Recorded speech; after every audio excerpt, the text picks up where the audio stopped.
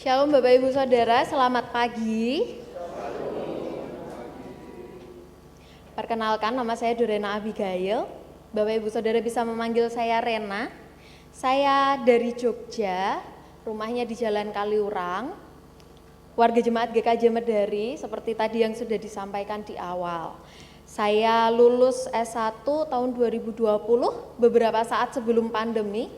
Dan saat ini saya masih dalam proses menyelesaikan kuliah S2 saya di Duta Wacana, juga alma mater yang sama seperti S1 saya. Itu perkenalan singkat dari saya. Bapak Ibu Saudara, kira-kira ada yang mau ditanyakan? Tidak ada? Cukup? Sudah cukup? Oh, nggih, nanti japri saja. Belum. Bapak Ibu Saudara, tiap hari buka sosmed? Kok yang iya cuman beberapa ini, yang mainan sosmed cuman dikit ya? Ada yang hampir tiap hari buka YouTube, mendengarkan musik, mendengarkan khotbah. Biasanya kalau sudah sepuh-sepuh kan seperti itu. Oh, jarang. Oh, yang sepuh-sepuh jarang. Tapi mengakses sosial media enggak? Iya, yang iya cuman sedikit. Berbahagialah yang tidak mengakses sosial media. Bapak Ibu Saudara, dalam sosial media itu batas antara yang baik dan yang tidak baik, batas antara yang benar dan yang tidak benar, batas antara kita di Magelang dengan orang-orang yang mungkin ada di Amerika yang jauh, itu menjadi tidak terbatas, nggak ada batasnya. Semuanya bisa kita tahu, semuanya bisa kita akses, informasi itu mudah kita dapatkan hanya dari sosial media. Tapi penyesatan seperti yang jadi tema kita hari ini, itu juga mudah kita akses dalam sosial media. Apa yang kelihatan baik belum tentu itu baik.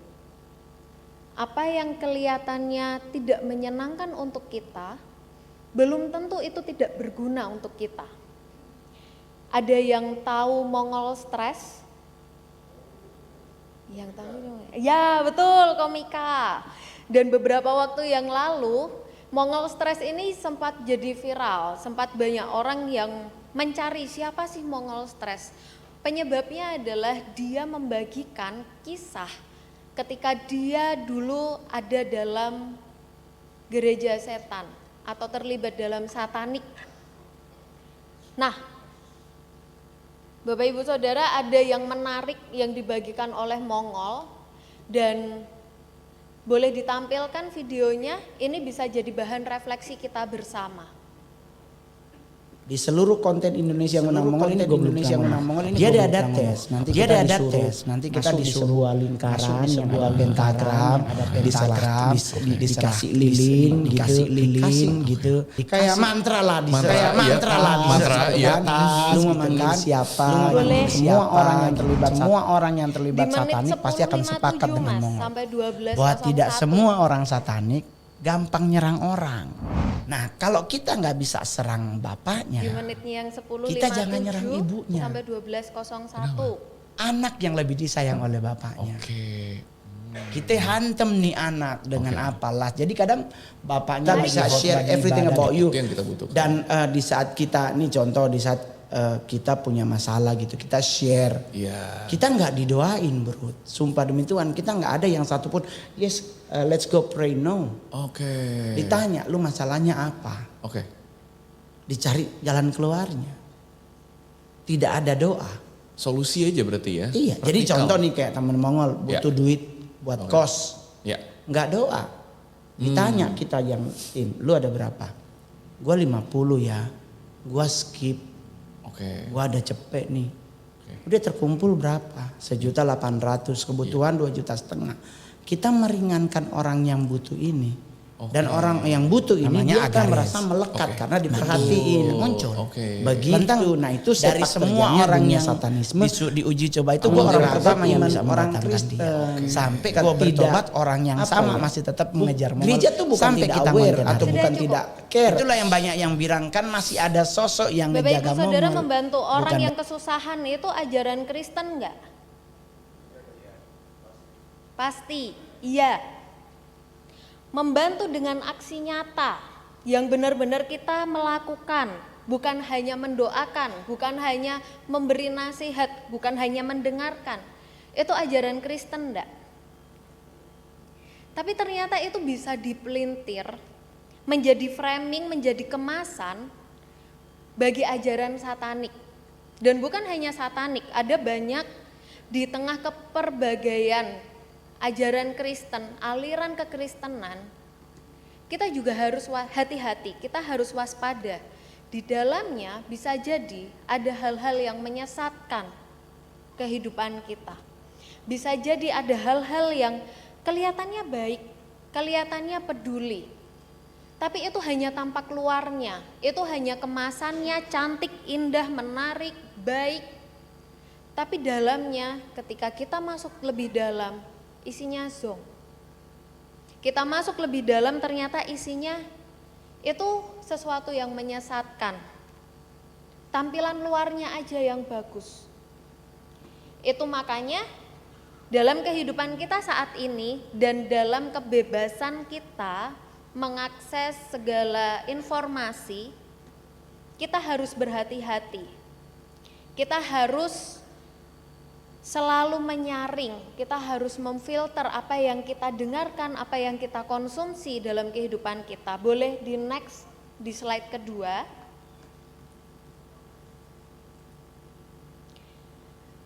Bapak Ibu Saudara, kalau sama-sama bisa melakukan hal yang baik, tadi kita tahu orang-orang satanik juga bisa melakukan hal yang baik. Lalu apa bedanya dengan kita yang beriman? Lalu apa bedanya dengan kita yang percaya pada Tuhan, ketika semua orang bisa melakukan hal yang baik? Maka dari itu di tengah segala yang bisa kita konsumsi, kita harus selalu waspada. Dan waspada ini dulu dikatakan oleh Bang Napi, kalau Bapak Ibu Saudara pernah lihat berita yang jam 12 siang, patroli atau berita yang terkait dengan kriminal, waktu itu Bang Napi selalu bilang waspadalah, waspadalah. Dan itu enggak cuman berlaku saat itu saja, itu juga berlaku untuk kita saat ini. Itu juga berlaku untuk kehidupan kita di tengah bagaimana kita memperjuangkan iman kita. Kita harus selalu waspada. Boleh di next? Bapak Ibu Saudara, waspada itu bukan hanya dilakukan oleh kita saat ini saja, tapi Yesus pada masa hidupnya dia juga mengingatkan kepada orang-orang yang mengikut dia saat itu untuk selalu waspada. Karena penyesatan itu enggak cuman terjadi saat ini, penyesatan itu terjadi bahkan dari masa Yesus ada. Bayangkan hidup bersama-sama dengan Yesus tapi penyesatan itu ada sejak saat itu. Makanya Yesus berkata, waspadalah supaya kamu jangan disesatkan. Sebab saat itu banyak orang-orang yang datang memakai namaku, memakai nama Yesus, memakai nama Allah, dan berkata, akulah dia. Saat itu banyak orang yang mudah percaya. Saat itu banyak orang yang mudah disesatkan. Itu makanya Yesus mengingatkan supaya jangan disesatkan, jangan mudah tersesat. Jangan mengikuti mereka. Hal yang sama juga terjadi dengan kita saat ini. Di tengah teknologi banyak menghiasi kehidupan kita, membantu kehidupan kita. Sosial media menjadi keseharian kita. Kita bisa mendengarkan khotbah, kita bisa mendengarkan kesaksian-kesaksian dari internet. Bukan hanya dari GKJ misalnya, tapi dari gereja-gereja yang lain, bahkan mancanegara, lintas benua. Saat kita mendengarkan itu, yang kelihatannya bisa jadi santapan rohani kita, yang kelihatannya membawa kebaikan dalam hidup kita, saat itu kita juga harus waspada, supaya jangan sampai kita disesatkan. Jangan sampai informasi yang mudah kita akses, makanan-makanan rohani yang banyak dalam hidup kita itu menjadi sesuatu yang membuat kita tersesat. Akhirnya ketika kita masuk dalam kesesatan itu, kita nggak bisa keluar dari situ. Makanya kita perlu berpikir kritis, kita perlu bijak dalam menyaring segala informasi yang ada. Kita harus bijak dalam melihat, menerima ajakan dari orang lain, bahkan yang ada di sekitar kita. Jangan sampai kita disesatkan, jangan sampai kemudian kita salah memilih jalan. Yang bisa kita lakukan, Bapak Ibu Saudara punya ini di rumah? Dibaca? Kadang-kadang ada yang tidak dibaca. Bapak Ibu punya ini di rumah? Ada yang tidak, kalau nggak punya ini, tapi punya yang fisik dong. Dalam HP kita tuh biasanya ada Alkitab. Banyak dari kita yang sudah tidak terbiasa membawa Alkitab fisik, tapi kemudian dalam HP-nya ada Alkitabnya. Dan kalau merasa tidak nyaman dengan Alkitab yang ada di digital, yang ada di HP, kita punya Alkitab fisik. Alkitab fisik ini bisa jadi tempat kita mengetahui apa yang jadi keinginan Tuhan dalam hidup kita. Dalam Alkitab ini terdokumentasikan bagaimana kesaksian iman, bagaimana teladan yang diberikan oleh Yesus dalam kehidupannya masa itu, tapi masih relevan bagi kita saat ini. Jadi supaya nggak tersesat, kita harus selalu membaca apa sih yang ada dalam buku hitam ini, apa sih yang ada dalam Alkitab kita.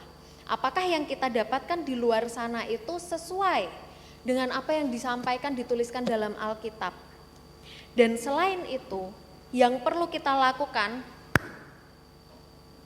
Bapak Ibu Saudara, kita perlu berdoa.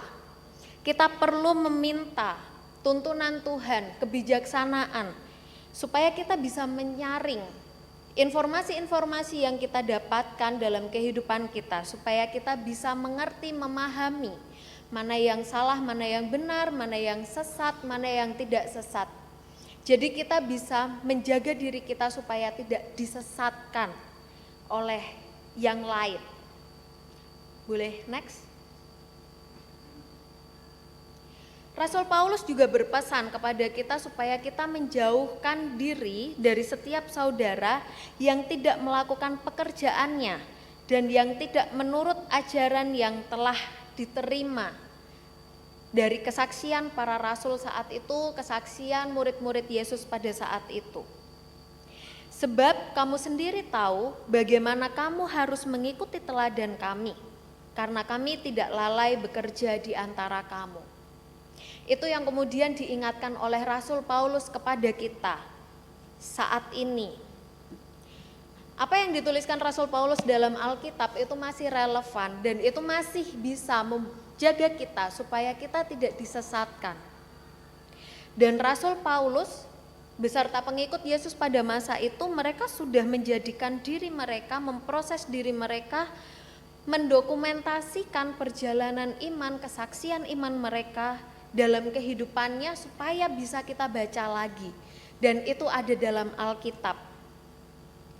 Mereka sudah menjadikan diri mereka teladan supaya kita ikuti.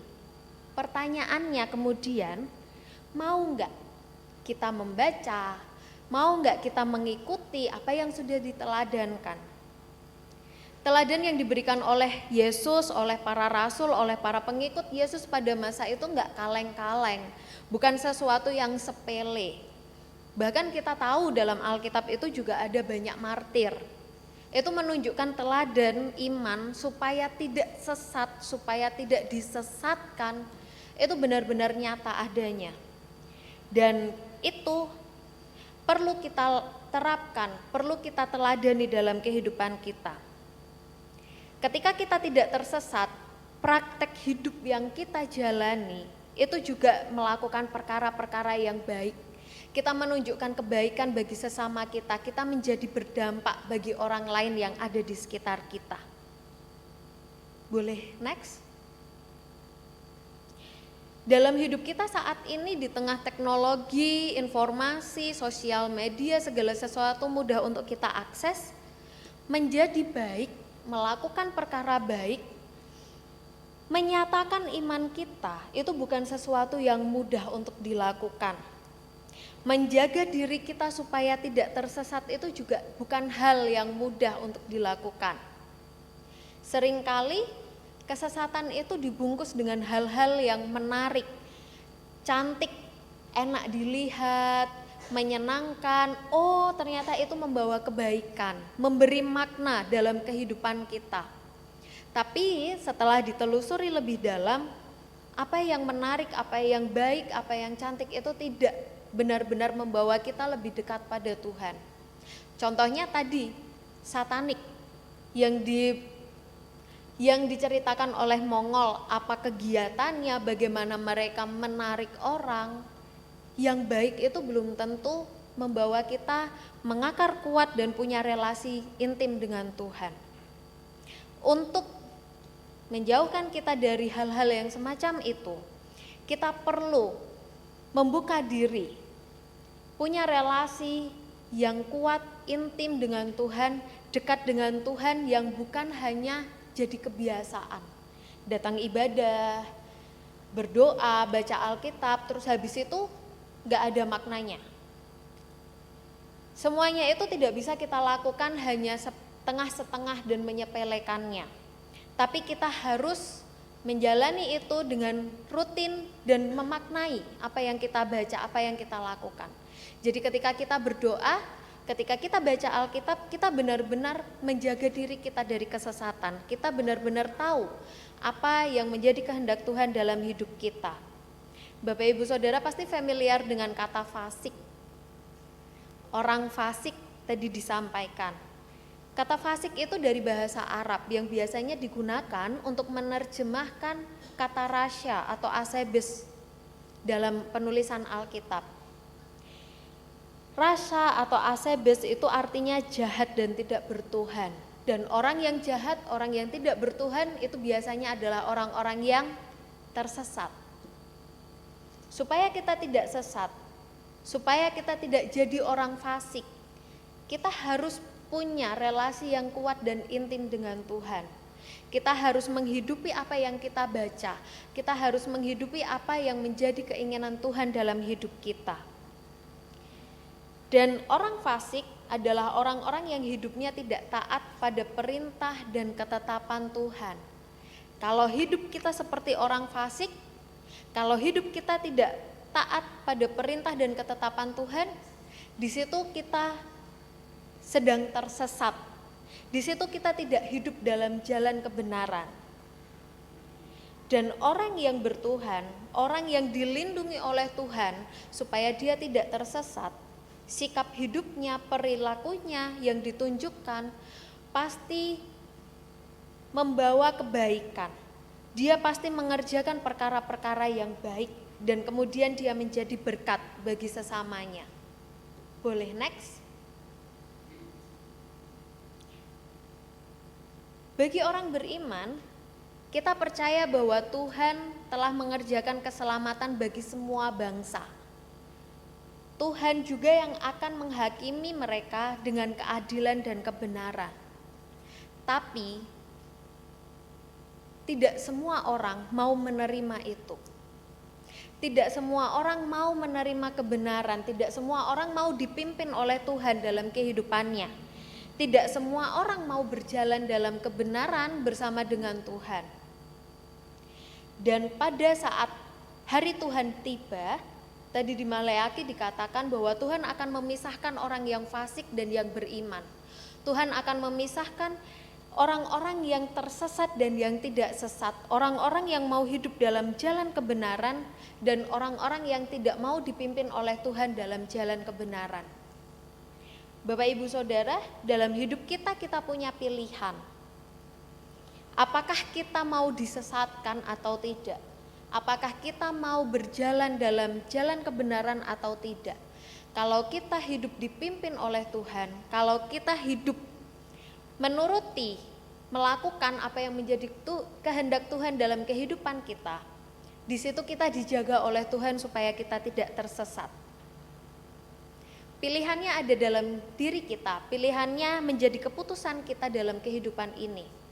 Apakah kita mau menghidupi cara hidup seperti orang fasik yang tersesat, ataukah kita mau menghidupi cara hidup yang dipimpin oleh Tuhan, di mana kita dijaga, kita dipimpin oleh Tuhan supaya kita tidak tersesat dalam kehidupan kita sehari-hari. Mungkin di tengah banyaknya informasi yang kita dapatkan saat ini bukanlah hal yang mudah. Tapi Tuhan yang akan memampukan ketika kita memang bertekad untuk tidak disesatkan. Sekalipun tidak mudah, Tuhan memampukan. Sekalipun tidak mudah, Tuhan yang akan memimpin kita ketika kita punya tekad untuk tidak disesatkan. Selamat hari Minggu, saat teduh bagi kita semua.